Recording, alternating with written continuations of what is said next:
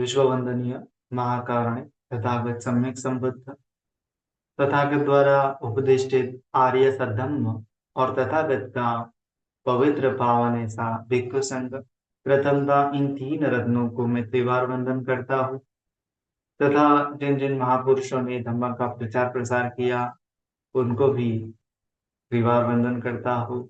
मेरे गुरु आचार्य उपाध्याय को भी तीन त्रिवार वंदन करता हूँ तथा जिन जिन लोगों की वजह से मुझे धम्म सीखने को मिला उनके प्रति कृतज्ञता व्यक्त करता हूँ। जुड़े हुए सभी शील संपन्न श्रद्धावान उपासक उपासिकाएं बालक तथा बालिकाएं सभी के प्रति मंगल मैत्री मंगल कामना करता।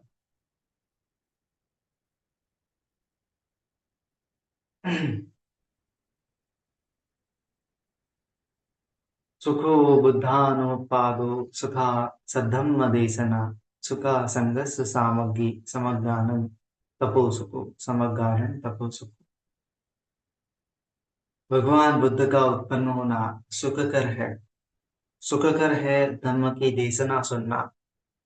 सुखकर है संघ का एकत्र आना।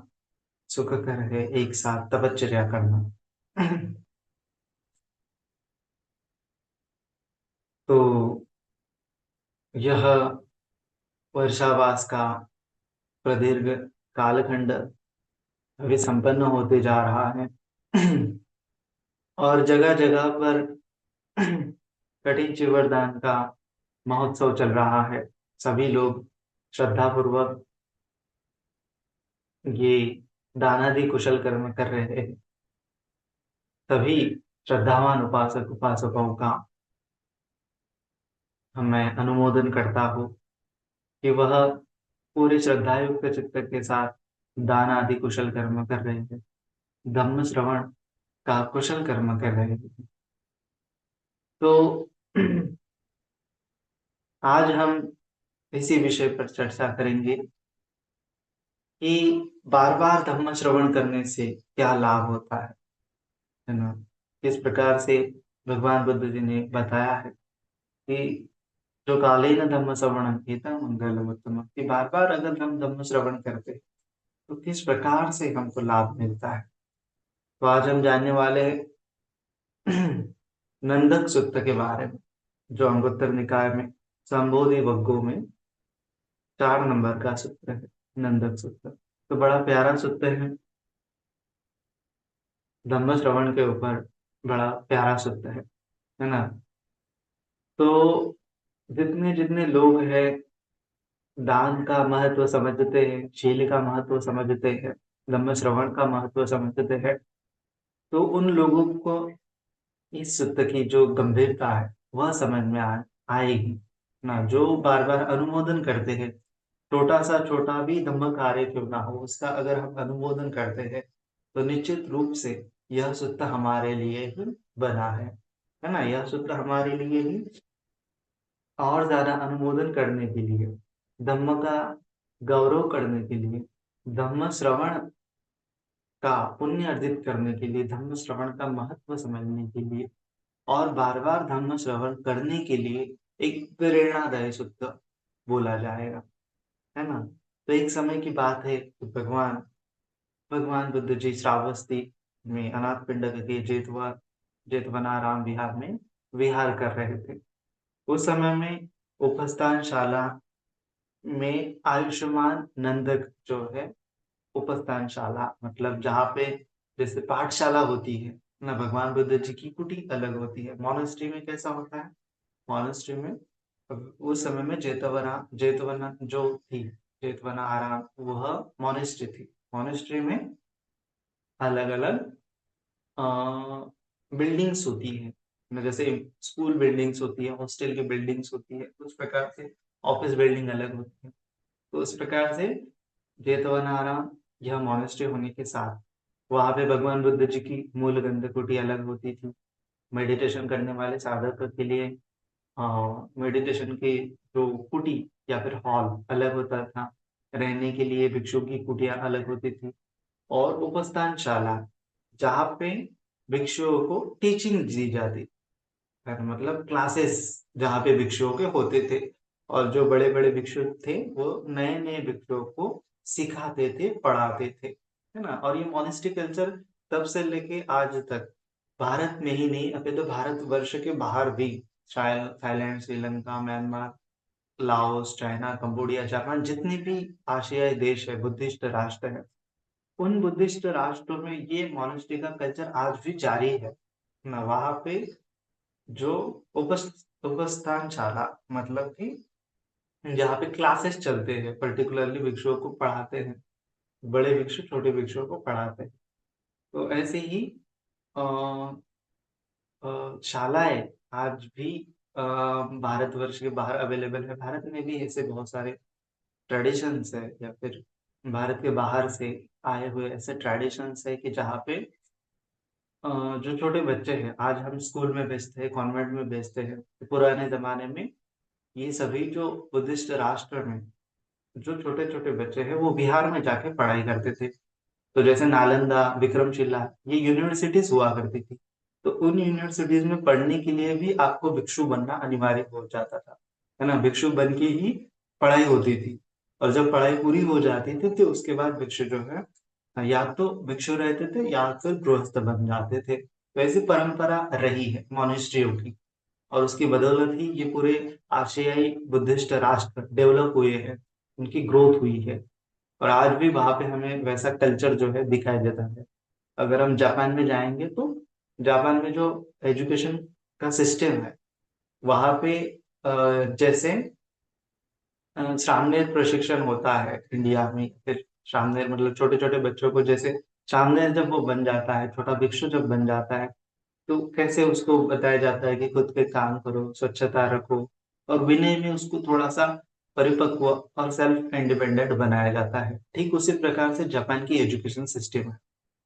तो हालांकि अभी वो चिवर में नहीं पढ़ते हैं, लेकिन स्कूल में भी उसी प्रकार से उनको विनय, आचरण, नैतिक मूल्य, खुद की जवाबदारी खुद लेना, खुद के काम खुद करना, इस प्रकार से एजुकेशन दिया जाता है। तो ये एजुकेशन की बात भी बहुत लंबी हो जाएगी, तो हम हमारे टॉपिक पे आ जाते हैं कि उपस्थान शाला में जो नंदक, आयुष्मान नंदक बनते जी जो थे, वह भिक्षुओं को पढ़ाते थे या फिर प्रवचन दे रहे थे। तो उस समय में वो भिक्षुओं को धार्मिक प्रवचन से शिक्षित कर रहे थे, प्रेरित कर रहे थे, उत्साहित कर रहे थे तथा आनंदित कर रहे थे। उस समय में भगवान संध्या हो जाने पर एकांत सेवन से उठ जहाँ उपस्थान शाला है वहां पे गए। वहां पहुंचकर नंदक के प्रवचन को समाप्त होने की प्रतीक्षा करने लगे। अभी नंदक भंते जी जो थे मतलब जो क्लासरूम के अंदर पढ़ा रहे थे, भिक्षुओं को प्रवचन दे रहे थे। भगवान जी ध्यान से उठे और वहां पे चले गए कि क्या चल रहा है, क्या कर रहे हैं भिक्षु लोग, ऐसा देखने की। तो वहां पे गए तो नंदक भिक्षु जो है, उनकी आवाज उनको सुनाई दी कि ये अंदर रूम में या फिर उपस्थान शाला में प्रवचन दे रहे हैं। तो भगवान जी बाहर ही वेट कर रहे हैं कि कब नंदक भिक्षु का प्रवचन जो है खत्म हो जाएगा, है ना। क्योंकि क्या है कि अगर नंदक भिक्षु एकदम अच्छे से प्रवचन दे रहे हैं, सभी को एकदम उत्साहित कर रहे हैं, धर्म में कैसे आगे बढ़े इस प्रकार से प्रेरित कर रहे हैं, सभी को बार बार धर्म बताते हुए आनंदित कर रहे हैं, और सभी लोग ध्यान मग्न होते हुए सुन रहे हैं। तो भगवान जी को लगा कि अगर मैं अंदर जाऊंगा प्रवचन चलते समय, तो नंदक भिक्षु क्या हो जाएंगे, डिस्टर्ब हो जाएंगे, क्योंकि उनको उठना पड़ेगा, भगवान जी का स्वागत करना पड़ेगा, भगवान जी को रिस्पेक्ट करनी पड़ेगी। तो इसीलिए भगवान जी ने क्या किया कि वो खड़े रहे बाहर ही, है ना, वो अंदर नहीं गए उपस्थान शाला के, और वेट करते रहे कि कब नंदक भिक्षु का प्रवचन जो है खत्म हो जाता है। तो वो संध्या काल से, मतलब संध्या काल जो होती है 5 बजे से 6 बजे संध्या काल चालू हो जाता है, तो वहां से खड़े रहे। लेकिन नंदक भिक्षु का क्या है, नंदक भिक्षु का प्रवचन बड़ा लंबा चला, है ना। लंबा चला मतलब 6 बजे से 7, 8, 9, 10 बज गए होंगे, इनसे 3 से 4 घंटा या फिर 2 से 3 घंटा तक उनका प्रवचन चल रहा होगा। तो भगवान जी बाहर ही खड़े रहे, और जब उनका प्रवचन खत्म हुआ तब भगवान जी ने वो डोर को खटखटाया, नॉक किया, और उसके पश्चात फिर भिक्षुओं ने दरवाजा खोला तो भगवान जी वहां पे भगवान जी वहां पे उनका स्वागत किया गया। तब भगवान उपस्थान शाला में प्रविष्ट हुए और पीछे आसन पर बैठ गए। बैठ चुकने पर भगवान ने आयुष्मान नंदक को यह कहा, नंदक, तुमने भिक्षुओं को बड़ा लंबा उपदेश दिया है। धार्मिक प्रवचन की समाप्ति की प्रतीक्षा में मैं द्वार के बाहर खड़े खड़े मेरी पीठ दुखने लगी। है ना, नंदक, तुमने तो बहुत लंबा प्रवचन दिया, ये प्रवचन का कब खत्म होगा, ऐसे इंतजार में जब मैं खड़ा रहा तो खड़े खड़े रहते हुए मेरी पीठ भी दर्द करने लगी। तब ऐसा कह जाने पर आयुष्मान नंदक को लज्जा अनुभव हुई। वो थोड़ा शर्मा गए, उनको लज्जा का अनुभव हुआ कि मेरी वजह से भगवान जी को बाहर जो है वेट करना पड़ा है। और वह दुख को प्रकट करते हुए बोले, बनते, हम नहीं जानते थे कि भगवान बरामदे में खड़े हुए हैं। बनते, यदि हम यह जानते कि आप बरामदे में खड़े हुए हैं तो मैं प्रवचन इतना लंबा न देता। भगवान ने जब देखा कि आयुष्मान नंदक लज्जा का अनुभव कर रहे हैं तो उन्होंने आयुष्मान नंदक को कहा, नंदक, बहुत अच्छा, बहुत अच्छा। है ना, उन्होंने भगवान जी ने उनको शाबाशी दी, कहा कि बहुत अच्छा, बहुत अच्छा। हे साधु नंदक, साधु, श्रद्धा पूर्वक घर से बेघर हुए तुम्हारे जैसे कुल पुत्रों के लिए यही योग्य है कि तुम धार्मिक बातें करते रहो। यही योग्य है कि धार्मिक बातें करते रहो। नंदक, एकत्र होने पर दो बातों में से एक ही बात करनी होती है या नहीं, है ना, दो में से एक। जब भी भिक्षु या फिर भिक्षु संघ एकत्रित होता है तो उनको दो दो में से दो दो ही बातें करनी चाहिए। कौन सी बात करनी चाहिए? एक तो धार्मिक बातचीत करनी चाहिए, है ना। जब भी भिक्षु मिलेंगे तो उनको धार्मिक बातचीत करनी चाहिए, या फिर बातचीत करने के लिए कुछ टॉपिक नहीं है तो दूसरी चीज करनी चाहिए, वह आर्य मौन, है ना। ये दो ही बातें करनी चाहिए। नंदक, यदि भिक्षु श्रद्धावान हो तो धार्मिक बातें किस प्रकार से करनी चाहिए, तो भगवान जी और ज्यादा आगे एलेबोरेट करते हैं कि किस प्रकार से धार्मिक बातें करे या तो मौन रहे, है ना, दो में से एक ही चीज करनी है। तो भिक्षु भगवान जी आगे भी बताते हैं कि नंदक, यदि भिक्षु श्रद्धावान हो किंतु सदाचारी न हो तो उसमें उतनी कमी होती है, तो उसे उस कमी को पूरा कर लेना चाहिए, है ना। कि अगर कोई भिक्षु भिक्षु बोल सकते हैं या फिर कोई श्रद्धावान उपासक उपासिका बोल सकते हैं, कोई भी बोल सकते हैं जो श्रावक संघ का हिस्सा है, तो उन्होंने जानना चाहिए कि श्रद्धावान हो, श्रद्धा तो है लेकिन आचरण परिशुद्ध नहीं हो रहा है, तो उस समय में खुद के बारे में चेक करना चाहिए। कैसे चेक करना चाहिए, तो भगवान जी बोलते हैं कि मैं ऐसे चेक कर लेना चाहिए कि मैं श्रद्धावान के साथ साथ शीलवान भी हूँ, है ना। मेरी श्रद्धा तो है भगवान बुद्ध के प्रति लेकिन शील पालन नहीं हो रहा है, तो श्रद्धावान के साथ साथ शीलवान भी हो। नंदक, जब भिक्षु श्रद्धावान होने के साथ साथ शीलवान भी होता है तो उसकी उस कमी की पूरी हो जाती है ना, जो अंदर में कमी है उस कमी की पूरी हो जाती है। अभी ये बात जानने लायक है कि हमें खुद के अंदर की कमियों को देखना है कि मेरे अंदर कौन सी कमी है ना। तो ये चार चीजों के बारे में भगवान जी ने बताया है कि श्रद्धा है, श्रद्धा पूर्वक हम धम्म प्रवचन तो सुन रहे हैं, बंती जी लोग जो बताते हैं उसमें से मेरे अंदर कौन से गुण है वो चेक करना चाहिए कि हाँ, ये भगवान जी की वाणी है और भगवान जी ने ऐसा ऐसा बताया, ये चीज मेरे अंदर है लेकिन फलाना फलाना चीज मेरे अंदर नहीं है। जैसे श्रद्धा तो है लेकिन शील पालन नहीं होता है, तो मुझे शील पालन करने के लिए आगे के बारे में सोचना चाहिए, वो कमी जो है मेरे अंदर वो पूरी करनी चाहिए, है ना। तो इस प्रकार से खुद को निखारना चाहिए, ये धम्म की बातचीत करते हुए, धम्म का प्रवचन सुनते हुए खुद के अंदर देखना चाहिए कि मेरे अंदर क्या कमी है और उसको पूरा करने के लिए प्रयत्न करना चाहिए। फिर दूसरी चीज है, नंदक, जब कोई भिक्षु श्रद्धावान भी होता है, शीलवान भी होता है, अभी उसके अंदर श्रद्धा भी है, शीलवान भी है, लेकिन किंतु वह अंदरूनी आंतरिक चित्त समाधि से रहित होता है, उसमें उतनी कमी हो जाती है। अभी फिर से श्रद्धा भी है, शील भी है, लेकिन अंदरूनी चित्त समाधि नहीं, माने कि मेडिटेशन नहीं करता है, समाधि की भावना नहीं हो रही है, तो उसने जानना चाहिए कि मेरी समाधि की भावना नहीं हो रही है, तो उस कमी को पूरा करना चाहिए। मैं श्रद्धावान भी हूँ तथा शीलवान भी हूँ और मुझे अंदरूनी चित्त समाधि भी प्राप्त हो, उस प्रकार से उसने सोचना चाहिए और उसको पूरा करने की फिर के लिए क्या कर सकते हैं, धम्म चर्चा कर सकते हैं कि किस प्रकार से मैं श्रद्धा के साथ शील पालन करूँ और शील के साथ समाधि का भी अभ्यास अच्छे से करूँ। उसके बारे में सोचना चाहिए, बात करनी चाहिए, सुनना चाहिए, है ना? नंदक जब भिक्षु श्रद्धावान तथा शीलवान दोनों होता है और उसे अंदरूनी चित्त समाधि भी प्राप्त होती है, तो उसकी उस कमी की पूरी हो जाती है। मेडिटेशन नहीं करता है, लेकिन करने लगता है तो उसकी भी पूरी हो जाती है ना? तो उसके बाद श्रद्धा भी हो जाती है, शील भी पालन हो जाता है, समाधि का अभ्यास भी उसका परिपूर्ण होता है। अभी चौथी चीज भी हाँ, और एक बच गई है।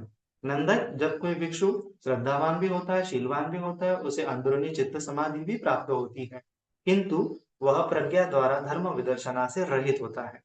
नंदक जैसे कोई चतुष्पाद 4 पैरों वाला प्राणी हो, उसका एक पैर ऊना हो, छोटा हो, उसमें उतनी कमी होती है ना? तो जान लेना चाहिए कि मैं श्रद्धावान भी हूँ, शीलवान भी हूँ, समाधि का अभ्यास भी करता हूँ, लेकिन मेरे पास प्रज्ञा नहीं। प्रज्ञा का मतलब कि 4 आर्य सत्यों का दर्शन नहीं हो रहा है। तो समझना चाहिए कि जैसे जैसे 4 पैरों वाला जानवर होता है, तो 4 पैर उसके 3 पैर तो उसके ठीक-ठाक है, लेकिन चौथा पैर जो है छोटा है। तो वह उसमें कमी है। उस कमी को जानते हुए उसको उस कमी का पूरा करने के लिए प्रयत्न करना चाहिए। क्यों ना मैं श्रद्धावान होने के साथ-साथ, शीलवान होने के साथ-साथ, समाधिवान होने के साथ-साथ प्रज्ञा का भी परिपूर्ण अभ्यास करूँ। धर्म प्रज्ञा द्वारा धर्म विदर्शना से भी युक्त हो जाऊँ और उस प्रकार से जो कमी है मेरे अंदर वो पूरी कर लूँ। इस प्रकार से श्रद्धा, शील, समाधि और प्रज्ञा से परिपूर्ण होने के लिए प्रयत्न करना चाहिए, है ना? नंदक जब भिक्षु श्रद्धावान तथा शीलवान दोनों होता है, उसे अंदरूनी चित्त समाधि भी प्राप्त होती है तथा वह प्रज्ञा द्वारा धर्म विदर्शना से भी युक्त होता है, तो उसकी वह कमी भी पूरी हो जाती है। भगवान ने यह उपदेश किया, यह उपदेश देकर भगवान आसन से उठ गंधकुटी में चले गए। भगवान ने उस प्रकार से उपदेश दिया कि हमें ये जो 4 संपत्तियाँ हैं, हमारे अंदर कमियाँ हैं, उसको पूरा करने के लिए बार-बार धम्म को सुनना चाहिए, बार-बार धम्म का बातचीत करनी चाहिए। अगर ये चारों की चारों चीज़ें हमारे अंदर पूरी है, तो उस समय में आर्य मौन रहना चाहिए। भगवान वहाँ पे विहार में चले गए। भगवान ने वहाँ पहुँचे जाने के थोड़े ही समय बाद आयुष्मान नंदक ने भिक्षुओं को संबोधित किया, है ना? अभी भगवान चले गए। तब आयुष्मान नंदक ने भिक्षुओं को फिर से थोड़ा उपदेश किया। आयुष्मानो, भगवान अभी 4 पदों से ही संपूर्ण परिशुद्ध श्रेष्ठ जीवन की व्याख्या कर इस विहार में प्रविष्ट हुए हैं, है ना? ये 4 जो प्रकार से परिशुद्ध श्रेष्ठ जीवन के बारे में बताकर भगवान जी यहाँ से चले गए। नंदक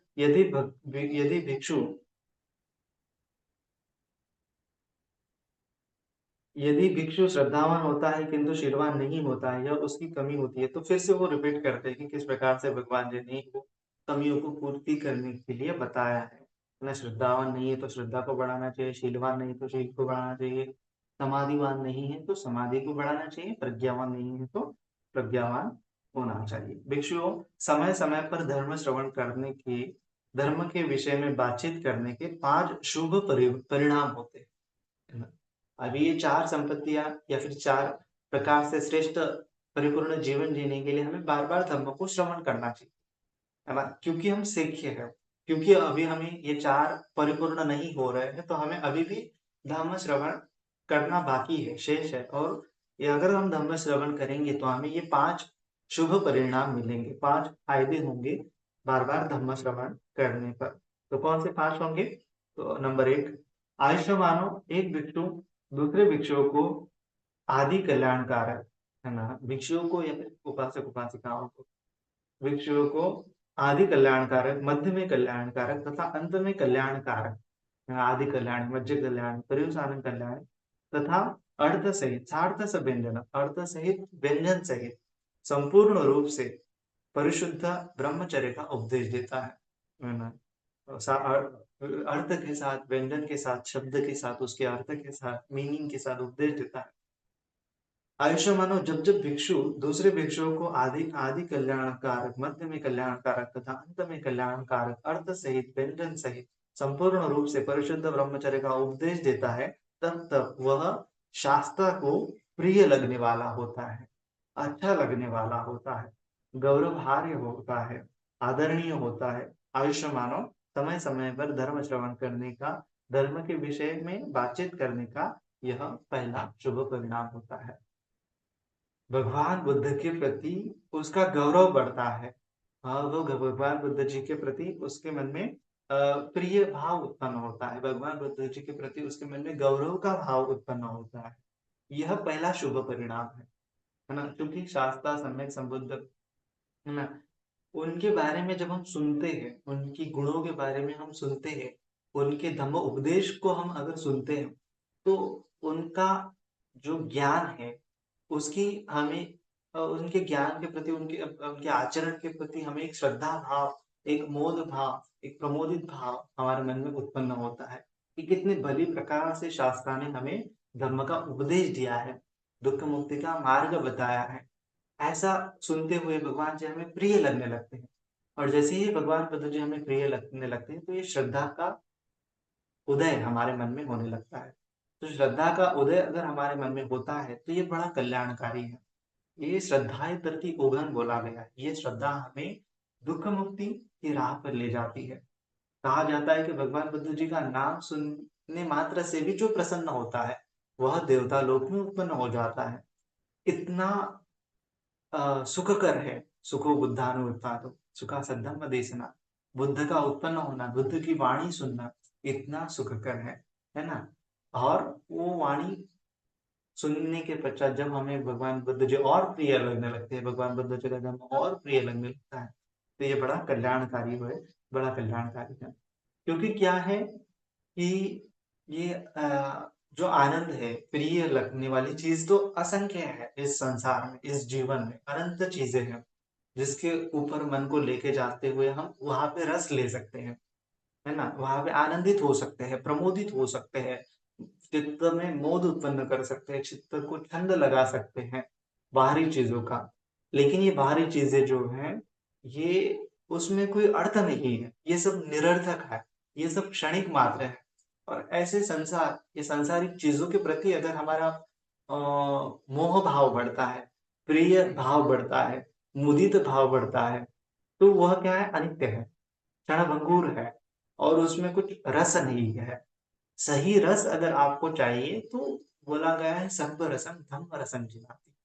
सही धर्म, सही अर्थ में अगर रस किसी चीज में है, तो धम्म के रस, धम्म का रस, या धम्म का श्रवण, या धम्म का आचरण, यानी सर्व रतिम धम्म रतिम जिनाति। तो ये धम्म का आचरण करना और ये धम्म का श्रवण करना, धम्म का चिंतन मनन करना, यह अगर हमें प्रिय लगने लगा, तो समझ लेना कि दुःख मुक्ति ज़्यादा दूर नहीं है ना? दुःख मुक्ति के राह स्रोत में हम पढ़ने जा रहे हैं। उसको ही तो श्रोतापन्न पढ़ जा कहा जाता है कि जिसको धम्म रस लग गया है ना? अभी वो धम्म उसको प्रिय लगने लगा है।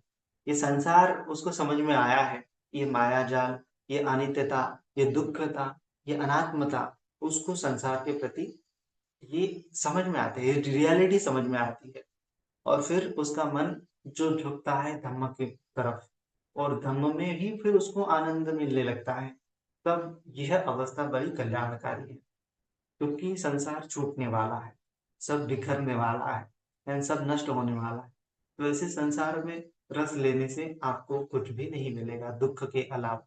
तो इसीलिए धम्म का रस जब मिलता है, तो अमृत का रस, जो निर्वाण का रस है ना, उसका निब्बानंग परमं सुखम, वो सुख की प्राप्ति ज्यादा दूर नहीं है। तो इसीलिए ये जब भगवान बुद्ध जी के प्रति हमारे मन में श्रद्धा उत्पन्न होती है, भगवान जी हमें प्रिय लगने लगते हैं, तो समझ लेना है कि धम्म का रस हमें मिलने लगा है। तो ये धम्म श्रवण करने का पहला शुभ परिणाम है। फिर उसके पश्चात दूसरा, और भिक्षु, और फिर आयुष्य मानो। कोई एक भिक्षु दूसरे भिक्षु को आदि में कल्याणकारक, मध्य में कल्याणकारक, अंत में कल्याणकारक, अर्थ सहित, व्यंजन सहित संपूर्ण रूप से परिशुद्ध ब्रह्मचर्य का उपदेश देता है। आयुष्य मानो, जैसे जैसे भिक्षु दूसरों को आदि में कल्याणकारक, मध्य में कल्याणकारक, पर्यवसानं कल्याणकारक, सार्थस्य व्यंजनम धर्मोपदेश देता है, वैसे वैसे धर्मोपदेश के अर्थों तथा भावों का अधिकाधिक अनुभव होता है ना? अर्थों तथा भावों का अधिकाधिक अनुभव होता है। आयुष्य मानव समय समय पर धर्म श्रवण करने का, धर्म के विषय में बातचीत करने का यह दूसरा शुभ परिणाम है। अर्थ तथा भावों को समझना, यह धम्म श्रवण का दूसरा लाभ है। क्योंकि भगवान जी ने जो धम्म बताया है वो कैसा है, स्वाक्षातो भगवता धम्मो संदिठिको अकालिको यही पस्सिको उपनायको पच्चतंग वेदी तब्बो विनियोगिति।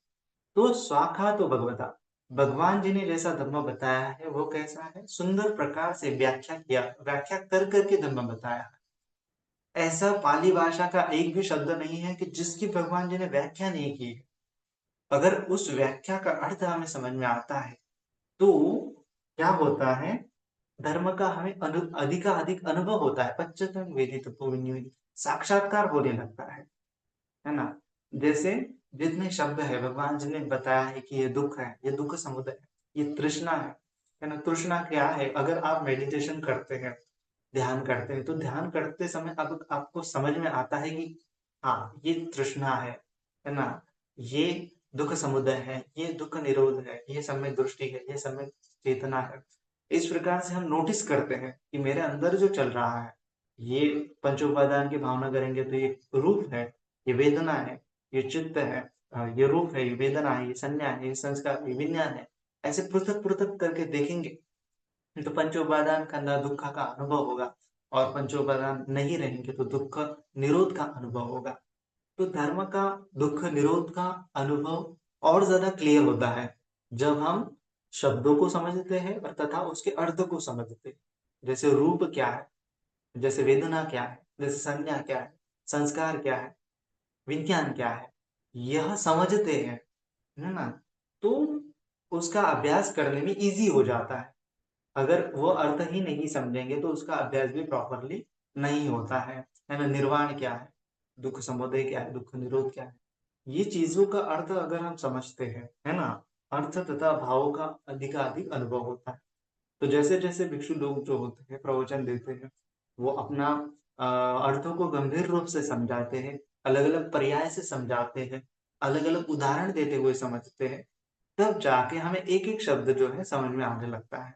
जैसे बहुत सारे लोगों को नहीं समझ में आता है कि जैसे संतुष्टि क्या है ना, प्रज्ञा क्या है, ज्ञान क्या है, दर्शन क्या है, या फिर विमुक्ति क्या है। ये सब चीजें हमें नहीं समझ में आती है, लेकिन जब उसका अनुभव होता है तो वो चीजें और ज्यादा क्लियरली समझ में आती है। अरे इसको जो है प्रज्ञा बोलते हैं, इसको जो है संतुष्टि बोलते हैं, इसको जो है दुख समुदय बोलते हैं। ऐसा अनुभव जब आता है तो बाकी के जो शब्द है उसका भी अनुभव आने लगता है। एक शब्द का भी अगर आपको अनुभव आने लगता है तो पूरे धर्म स्कंदों का भी अनुभव आने लगता है, क्योंकि भगवान ने ऐसा ही धर्म बताया है ना। जो धर्म बताया है 84,000 सुत्ता में अगर आपको एक भी सुत्ता अगर समझ में आने लगता है तो बाकी के सारे सुत्ता भी आपको समझ में आने लगते हैं, क्योंकि भगवान जी ने वही चीजों को अलग अलग एंगल से बताया है, अलग अलग पर्याय से बताया है। चार आर्य सत्यों को, आर्य अष्टांगिक मार्गों को ही अलग अलग पर्याय से बताया है। तो आपको क्या करना है कि अर्थों को और भावों को समझते हुए अनुभव के आधार पर समझना है ना। जितना जितना धर्म श्रवण करेंगे उतना उतना आप लोग को रियलिटी समझ में आने लगेगी, धर्म को कैसे आचरण करना है वो समझ में आने लगेगा, है ना। धर्म के माध्यम से जो धर्म का रस है वो क्या होता है वो समझ में आने लगेगा, है ना। धर्म की रति क्या है वो समझ में आने लगेगा। तो इस प्रकार से धर्म की प्रैक्टिस आपकी और ज्यादा डीपर डीपर होती चली जाएगी, और ज्यादा गहन गहन होती चली जाएंगी। और जितनी प्रैक्टिस गहन गहन होती चली जाएंगी उतना धर्म का आनंद आपको मिलता चला जाएगा, है ना। यही पर सीखो, जितना अर्थ समझ में आया, जितना अनुभव हो गया, उतना ही आपको आनंद मिलेगा, है ना। धम्म का रस आपको उतना ही मिलेगा, जितना गहरा अनुभव उतना गहरा धम्म का रस। इस प्रकार से, और जितने आप शब्दों को जानते हो, भगवान जी के पाली के शब्द और उसके अर्थ को समझते हो, उसका अनुभव होता है, तो उसकी बात ही क्या। तो इस प्रकार से धम्म का अनुभव जितना व्यंजन और उसका अर्थ समझता है उतना उतना धर्म जो है आपके अंतर्मन में धम्म का रस आपको मिलने लगता है। ये दूसरा धम्म श्रवण करने का, धम्म के विषय में बातचीत करने का शुभ परिणाम है। फिर तीसरा है, और भिक्षुओं एक भिक्षु दूसरे भिक्षु को आदि में कल्याणकारक, मध्य में कल्याणकारक, अंत में कल्याणकारक, अर्थ सहित, व्यंजन सहित संपूर्ण रूप से परिशुद्ध ब्रह्मचर्य का उपदेश देता है। तो वैसे वैसे वह उन उन वचनों के गंभीर अर्थों को अपनी प्रज्ञा के द्वारा हृदय गमन मनोसात करता है, हृदय गमन करता है, मनोसात करता है। आयुष्मानो समय समय पर धर्म श्रवण करने का, धर्म के विषय में बातचीत करने का यह तीसरा शुभ परिणाम होता है ना। तो वैसे वैसे वह उन वचनों के गंभीर अर्थों को अपने प्रज्ञा के द्वारा मनोसात करता है ना। तो जो वचन बताए जाते हैं बार बार अगर हम सुनेंगे तो क्या होता है, उसका गंभीर अर्थ हमारे प्रज्ञा के द्वारा हमें पता चलने लगता है। यह तीसरा परिणाम है ना। जैसे क्या होता है कि कभी कभी क्या होता है कि अगर आपने नोटिस किया होगा कि एक आधी आपकी फेवरेट बुक है, किताब है, तो कभी आपने उसको पढ़ी होगी, तो महीने पहले, साल भर पहले, है ना, अगर आपने पढ़ी होगी 2-4 साल पहले, तो अभी उसको फिर से पढ़ना है। या फिर कोई किताब आपने 1-2 साल बाद फिर पढ़ी होगी, तो आपको वह जो किताब है वो अलग ही लेवल पे समझ में आती है। पहले जब पढ़ी थी तो उतनी समझ में नहीं आती थी, उतने उसके अर्थ नहीं समझ में आते थे। लेकिन जब दोबारा पढ़ते हैं तो उसके अर्थ और ज्यादा डिटेल में समझ में आते हैं। तो ऐसा होता है। तो वैसा ही ठीक होता है कि धम्म का प्रवचन जब आप सुनते हैं, धम्म के ऊपर बातचीत जब होती है, तो ये छोटी आपको सभी बहुत सारे अर्थ पता है, बहुत सारे व्यंजन पता है, लेकिन फिर से जब उसका हम सुनते हैं, धम्म को सुनते हैं, उसके अर्थ को सुनते हैं, उसके व्यंजन को सुनते हैं, तो उसका जो हमें अर्थ है वह और गंभीर रूप से समझ में आता है और अलग पर्याय से समझ में आता है। शब्द सेम ही होता है, लेकिन उसकी गहराई इस टाइम में ज्यादा होती है। ऐसा क्यों होता है? क्योंकि हमें उस प्रकार से अनुभव आने आते हैं। जैसे जैसे हम बड़े होते हैं, जैसे जैसे हमारा ज्ञान बड़ा होता है, बढ़ता है, वैसे वैसे छोटी सी भी चीज है तो उसको हम गंभीर रूप से ग्रहण कर सकते हैं। लेकिन पहले वैसा नहीं होता था। पहले छोटी चीज छोटी ही लगती थी हमें। लेकिन अभी क्या होता है कि बार बार अगर सुनेंगे, उसको डीप लेवल पे समझेंगे, तो छोटे से भी शब्द का अर्थ हमें समझ में आता है कि बहुत डीप है। ऐसा क्यों होता है? क्योंकि हमारे प्रज्ञा का विकास हुआ होता है। तो इसीलिए बार बार वही धम्म प्रवचन, ये अभी आप ये प्रवचन सुन रहे हैं, लेकिन साल भर बाद अगर फिर से सुनेंगे तो आपको वो अलग ही पर्याय से समझ में आएगा, अलग ही तरीके से आप उसको समझोगे और अलग ही तरीके से आपकी प्रज्ञा में विकास होगा। तो एक ही चीज है, सेम चीज है, लेकिन आपकी समझने की जो क्षमता है वह अलग हो जाती है। ऐसा क्यों होता है? क्योंकि वो बार बार धम्म श्रवण करने से, धम्म का चिंतन मनन करने से आपकी प्रज्ञा और ज्यादा बढ़ती है। तो इसीलिए ये तीसरा आपको लाभ मिलता है कि जब आप बार बार धम्म श्रवण करते हैं तो सेम ही चीज होती है, लेकिन वो आपको अलग ही एंगल से समझ में आती है। बहुत बार होता है कि हमें लगता है कि हमें बहुत सारी चीजें पता है, पता है, पता है। तो जो आपको लगता है पता है, वही चीजों के ऊपर अगर आप चिंतन मनन करेंगे, वही चीजों की आप कुछ धम्म पढ़ोगे, धम्म का श्रवण करोगे, धम्म के बारे में डिस्कशन करोगे, तो वह चीज आपको अलग ही पर्याय से समझेंगी, अलग ही एंगल से समझेंगी। तब आपको पता चलेगा कि मुझे जो पता है वो तो थोड़ा मात्र है, अल्प मात्र है, लेकिन उसकी गहराइयाँ और ज्यादा डीप लेवल पे है। तो ऐसा भी आपको अनुभव आने लगता है। तो ये तीसरा लाभ है समय समय पर धम्म श्रवण करने का और धम्म के विषय में बातचीत करने का। ये तीसरा शुभ परिणाम है। फिर चौथा है, फिर आयुष्य मानो एक भिक्षु दूसरे भिक्षुओं को आदि में कल्याणकारक, मध्य में कल्याणकारक तथा अंत में कल्याणकारक, अर्थ सहित, व्यंजन सहित संपूर्ण रूप से परिशुद्ध ब्रह्मचर्य का उपदेश देता है। वैसे वैसे उसके साथी उसका अधिक गौरव करने लगते हैं तथा कि यह आयुष्मान निश्चय से ही या तो ज्ञान प्राप्ति के शिखर पर पहुंच गए हैं अथवा पहुंच जाएंगे, है ना। इस प्रकार से आयुष्मानो समय समय पर धर्म श्रवण करने का, धर्म के विषय में बातचीत करने का यह चौथा शुभ परिणाम है। तो जब आप धर्मों के बारे में बातचीत करते हो, धम्म के बारे में एक दूसरे से धम्म श्रवण करते हो, एक दूसरे से डिस्कशन करते हो, तब जो आपके साथी लोग हैं जिसके साथ आप डिस्कशन कर रहे हो, वह समझते हैं कि सामने वाला जो इतने अच्छे से हमें बता रहा है, तो निश्चित रूप से यह एक तो ज्ञान के शिखर के ऊपर पहुंच गया है ना? तो आपको गौरव करने लगते हैं, रिस्पेक्ट करने लगते हैं कि ये कितना ज्ञानी है, इसको कितना पता है। तो आपका गौरव जब करने लगते हैं तो क्या है कि आपका भी पुण्य हो जाता है, उनका भी पुण्य हो जाता है, दोनों का पुण्य हो जाता है और अ, उनकी श्रद्धा उत्पन्न होने लगती है। आपके ऊपर भी श्रद्धा उत्पन्न होने लगती है, धर्म के ऊपर भी श्रद्धा उत्पन्न होने लगती है। इस से आपके साथी सब्रह्मचारी लोग हैं या फिर आपके जो धार्मिक मित्र बंधु है, कल्याण मित्र है, धर्म के साथी लोग हैं, धर्म एक साथ धर्म कार्य करने वाले लोग हैं, जब ये आपस में डिस्कशन करते हैं, वह आपके प्रति गौरव कर रहे हैं, इसका मतलब वह एक प्रकार से धर्म का भी गौरव कर रहे हैं, है ना? एक प्रकार से बुद्ध शासन का भी गौरव कर रहे हैं, रिस्पेक्ट कर रहे हैं। तो उनका पुण्य हो रहा है, आपका भी पुण्य हो रहा है, दोनों का भी वहाँ पे पुण्य हो रहा है और वो आपके लिए ब्लेसिंग भी करेंगे कि ये आगे अ, मतलब एक तो या तो ये पहुँच गए हैं या तो पहुँच जाएँगे। तो पहुँच जाएँगे ऐसा अगर उनको लगता है, तो निश्चित रूप से वह आपके लिए मेरिट्स भी देंगे, है ना? तो ये तीसरा चौथा शुभ परिणाम होता है धम्म श्रवण करने का या फिर धम्म के विषय में बार-बार बातचीत करने का।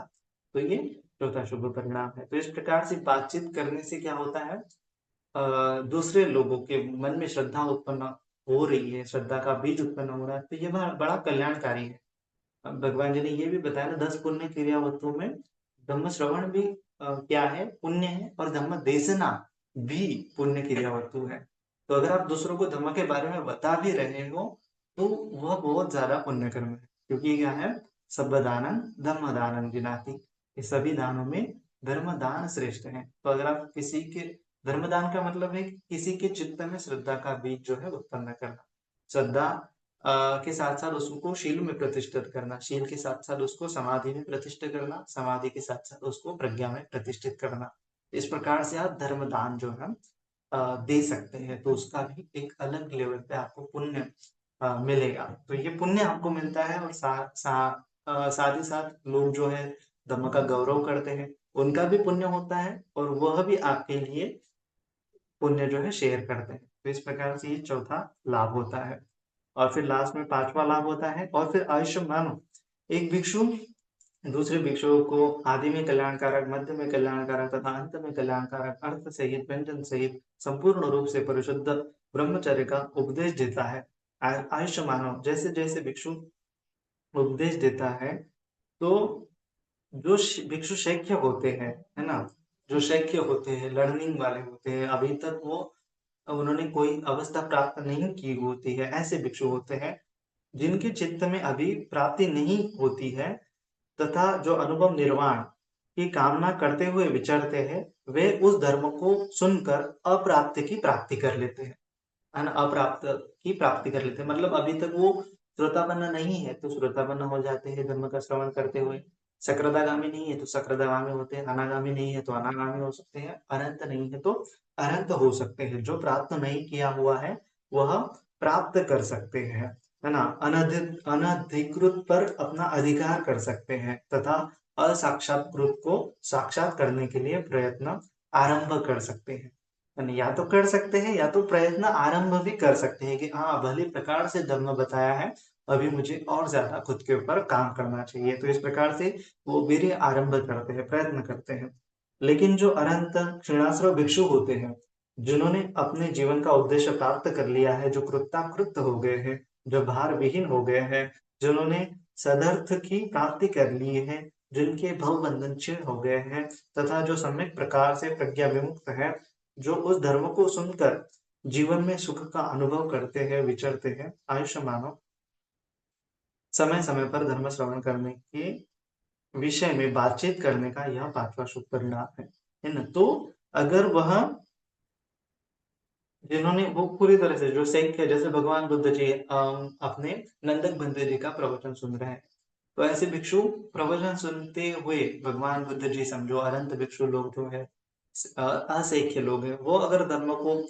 भी श्रवण करेंगे तो धर्म का अनुमोदन करेंगे और उनसे अगर हम धर्म श्रवण करेंगे तो क्या हो जाएगा निश्चित रूप से हम भी श्रद्धामन सकृतागामी अनागामी अनंत जो निर्वाण की अवस्था है उनको प्राप्त कर लेंगे तो ये 5वां शुभ परिणाम हमें हमें यहाँ पे धम्म श्रवण करने का या फिर धम्म के बारे में चर्चा करने का मिलता है। तो इसीलिए ये 5 शुभ परिणाम जानते हुए बार-बार धम्म का श्रवण करना चाहिए, है ना? तो इस प्रकार से आपको धम्म श्रवण करने से शास्त्र का हम प्रिय लगते हैं, अर्थों को और भावों को अधिक रूप से समझते हैं, उसका अनुभव करते हैं और गंभीर रूप से फिर धम्म को धम्म के वचनों को गंभीर रूप से समझने की क्षमता हमारे मन में विकसित हो जाती है और फिर अगर हम दूसरों को बताते हैं तो साथी लोग हमारा गौरव करते हैं, उनके मन में श्रद्धा बीज उत्पन्न होता है, पुण्य होता है उनका, वह हमारे लिए कामना करते हैं और ये चौथा शुभ परिणाम है और 5वां है कि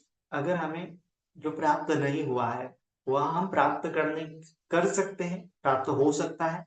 नहीं हुआ है प्राप्त, तो वह प्राप्त करने के लिए वीर्य आरंभ कर सकते हैं, प्रयत्न आरंभ कर सकते हैं। तो ये 5वां परिणाम हमें वहाँ पे धम्म श्रवण का मिलता है। तो इसीलिए बार-बार हमें धम्म श्रवण करना चाहिए।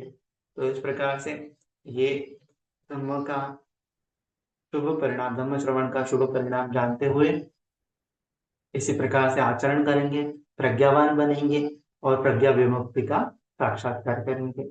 आज के लिए इतना ही।